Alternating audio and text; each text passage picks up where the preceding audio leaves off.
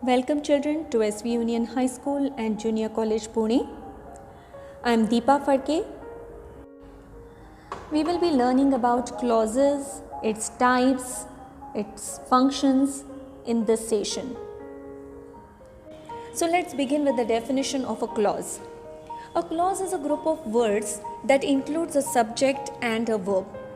A clause functions as an adjective, as an adverb, or a noun. A clause contrasts with a phrase which does not contain a subject and a verb.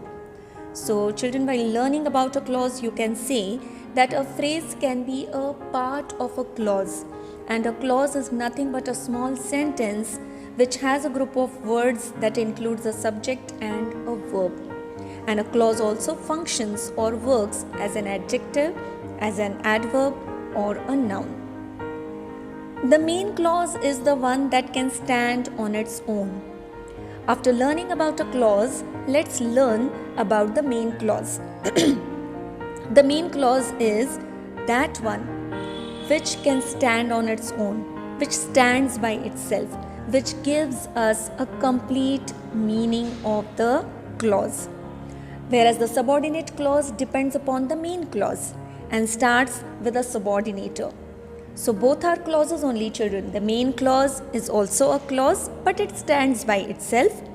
Whereas the subordinate clause is a clause which begins with the subordinator but depends upon the main clause to understand it completely.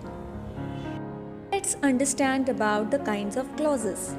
We have learned, children, that a clause is something which includes subject and verb in that. Let's learn about main clause once again. Main clause has a subject and object, and it can make complete sense on its own. See this example. They had their breakfast as they watched the movie. They had their breakfast is a main clause because it stands on its own. It gives us complete meaning. Whereas when we learn about subordinate clause, it contains a subject and a verb. But still, subordinate clause needs to be attached to a main clause because they do not make a sense on its own. So in this given example, as they watched the movie will become the subordinate clause. Remember, children, subordinate clause always begins with the subordinator. In this given example, given subordinate clause as is the subordinator. Let's learn what are subordinators and coordinators. When two or more main clauses are joined together by connectors such as for, and, nor, but, or, yet, and so, the connectors are called as coordinators. Whereas, when a main clause is joined to one or more subordinate clauses using connectors such as while, when, if, so that, because, since, etc., the connectors are called as subordinators. Children, before this we have learnt about the simple, compound and complex sentences. So we need to remember over here while learning coordinators that coordinators are the connectors that come in the compound sentence. Because in the compound sentences, both or more than two, like two or more than two clauses that come in the compound sentence are main clauses. So wherever the main clauses are joined, they are joined by the coordinators. And when we are learning about subordinators, we need to remember that one main clause is joined to one or more subordinate clauses, in that the connectors that are used or the connector that comes along with the subordinate clause becomes the subordinator. So we need to remember over here that subordinators come into the complex sentence, whereas coordinators are found in the compound sentence. So now, children, it's very clear in our mind that the difference between the main clause and the subordinate clause. The main clause is one that stands on its own, that gives us complete meaning. Whereas a subordinate clause cannot stand alone, it always needs an independent clause which is also known as principal or the main clause, to make sense. Now here we are going to learn about three types of subordinate clauses. There are three types of subordinate clauses, and that are adjective clause, adverb clause, and a noun clause. Now let's learn the steps to identify and analyze the clauses. Children, you will not be told in the exam that the given sentence is a compound sentence or a simple sentence or a complex sentence. So whichever the type of sentence that will be given to you in the exam paper, you need to identify and analyze the clauses. So there are certain steps which you need to remember. And the first step is identify the subordinator and the finite verb. Once you identify the subordinator, it is very, very clear that you are able to understand the subordinate clause, because we have learnt that always subordinate clause begins with the subordinator. So you need to identify the subordinator as well as the finite verb. Second step is to separate the main clause and the subordinator, because after the main clause gets over, only you will get to see the subordinator with which the subordinate clause begins. Start with the subordinator and go on till the end until you come across another finite verb, and that clause will be the subordinate clause. Then you need to ask question to the main clause so that the answer is the subordinate clause itself. So this is the way, children, you need to follow these steps to identify and then analyze the clauses. After learning about the steps, now let's learn the first type of subordinate clause, and it is an adjective clause. An adjective clause does the work of an adjective. It qualifies a noun or a pronoun in the main clause. It can be identified by asking the question which or who to the main clause. It is preceded by a noun or a pronoun in the main clause. So children, what do you mean by adjective clause? How to identify whether the given clause is an adjective clause?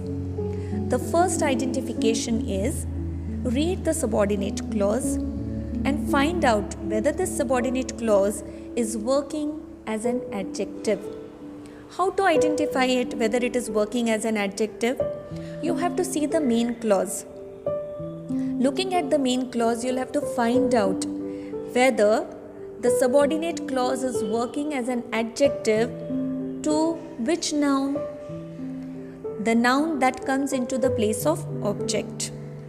So once you identify that the subordinate clause is functioning as an adjective clause, remember it qualifies a noun or pronoun in the main clause. And here you need to ask a question which or who to the main clause.